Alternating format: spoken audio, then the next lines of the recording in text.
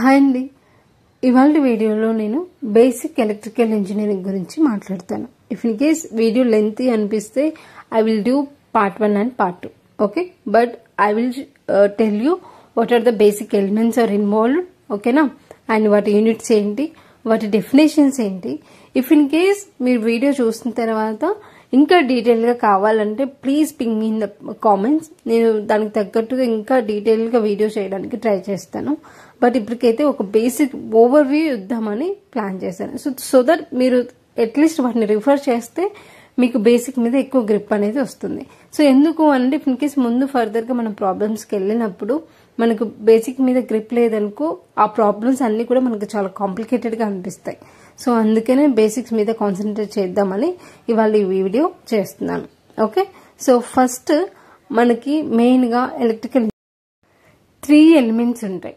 ఓకేనా, సో అదేంటి అంటే కండక్టర్, సెమీ కండక్టర్, ఇన్సులేటర్. ఈ 3 కూడా ఒక్క వాల్యూ మీద డిపెండ్ అవుతారు, అదే రెసిస్టెన్స్. ఓకే, సో రెసిస్టెన్స్ ని ఎలా డిఫైన్ చేస్తారు అని అంటే which is oppose the current in a conductor, లేకపోతే ఎలిమెంట్ అని చెప్పొచ్చు. ఓకే, సో ఈ based on the resistance value only మనం ఈ 3 ఎలిమెంట్స్ ని సెగ్రిగేట్ చేస్తాం. అది ఎలా అనంటే first which has the less resistance property.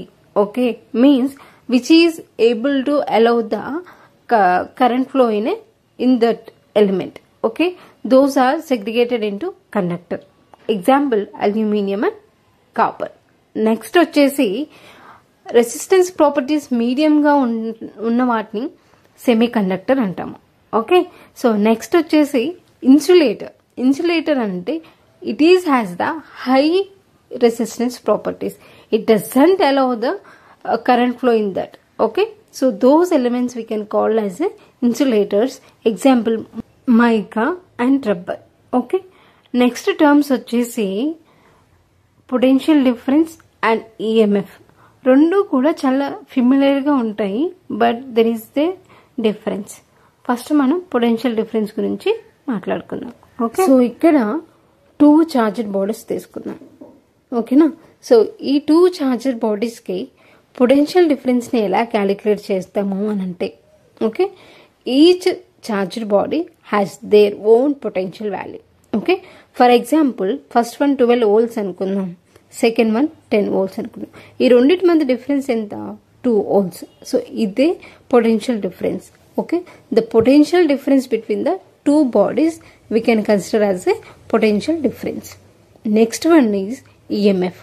EMF ఏంటి అని అంటే a force or a charge which causes to flow of current in a conductor.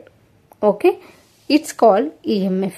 Okay, now what is the force which causes to flow of current in a conductor?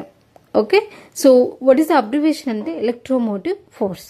Units వచ్చేసి potential difference కి and EMF కి రెండింటి కూడా same. Okay, next resistance కి Ohm's, current కి amps. Okay, voltage kuda volts. We all know terms are different but units are same. We'll see the remaining details in part 2. Okay, thank you for watching.